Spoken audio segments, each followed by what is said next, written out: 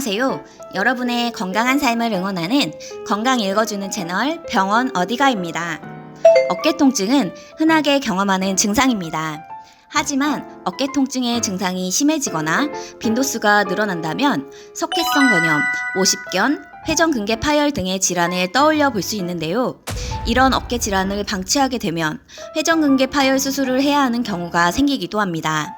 저희 병원 어디가에서는 어깨 통증의 원인들 중에서 회전근개 파열의 원인과 증상 및 치료법에서 예방법까지 모두 알아보았습니다. 어깨 통증으로 힘든 하루를 보내고 있는 분이라면 이번 편이 많이 도움이 될 거라고 생각됩니다. 그럼 병원 어디가 지금 시작합니다.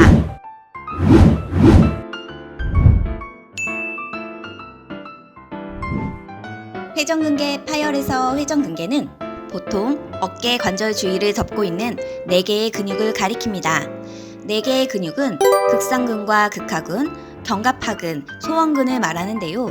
이 4개의 근육이 어깨 관절에서 안정성을 유지하며 회전 운동을 돕지만 이 근육들 중에서 하나 이상이 파열된다면 팔과 어깨에 아울러 통증을 유발하게 됩니다. 이 과정을 통해 유발되는 질환을 회전근개 파열이라고 부릅니다. 회전근개가 파열이 되면 흔히 어깨 통증을 먼저 경험하게 되며 근력 약화와 어깨 결림, 삐걱거리는 소리를 동반하게 됩니다.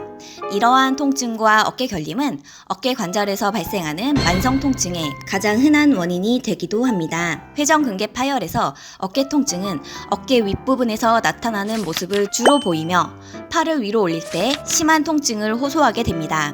또한 수면 장애를 호소하기도 하는데요. 그 이유는 누운 자세에서는 통증이 심해지는 것을 경험하며 통증이 있는 쪽으로 누워서 잠을 잘 수 없게 되기 때문입니다. 회전근개 파열 시 팔을 들어 올리면 어깨 꼭대기에서 삐걱거리는 느낌을 받을 수 있으며 회전근개가 완전히 파열되었다면 팔을 올려 지면과 평행이 되는 자세를 유지하지 못한다는 특징이 있습니다. 회전근개 파열의 원인은 다양한데요.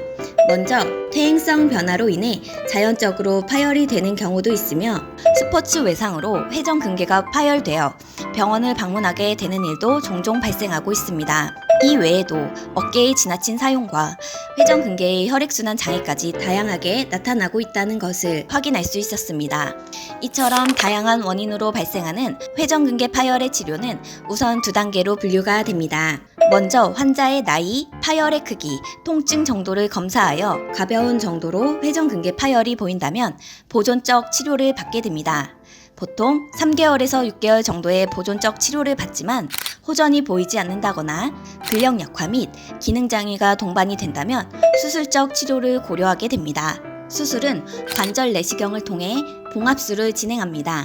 끊어진 힘줄을 봉합하는 방식으로 진행이 되며 파열 범위와 인대의 탄력성 등을 면밀하게 따져 진행하게 됩니다. 이때 관절 내시경은 어깨를 칼로 째지 않기 때문에 절개를 거의 하지 않아 회복이나 퇴원이 빠르다는 장점이 있습니다. 또한 고화질의 내시경 카메라를 이용하기 때문에 MRI 등에서 확인이 어려웠던 부분까지 좀 더 정확하게 진단을 내리고 치료를 도와주게 됩니다. 회전근개 파열에서 보존적 치료와 수술적 치료가 이루어지더라도 예방만큼 중요한 건 없다고 생각이 되는데요. 회전근개 파열을 예방하기 위해선 높은 곳에 있는 물건을 짚는다든가 어깨 관절을 심하게 사용하게 되는 운동을 피해주는 것이 좋습니다. 전문가의 상담을 통해 어깨 근육 강화에 도움이 되는 스트레칭을 꾸준히 해주는 것도 회전근개 파열의 예방에 도움이 됩니다. 어깨는 일상에서 많이 사용되는 부위이기에 통증이 유발된다면 생활의 불편뿐만 아니라 만성 통증으로 인해 우울감까지 동반될 수 있습니다. 따라서 저희 병원 어디가에서 알려드린 회전근개 파열에 대한 정보를 통해 원인 및 치료 방법까지 확인하시고 예방법까지 숙지하시어 조금 더 건강한 생활을 영위하시길 바라겠습니다. 지금까지 정보가 도움이 되셨다면 병원 어디가 구독, 좋아요, 알림 설정까지 부탁드리겠습니다. 시청해주셔서 감사합니다.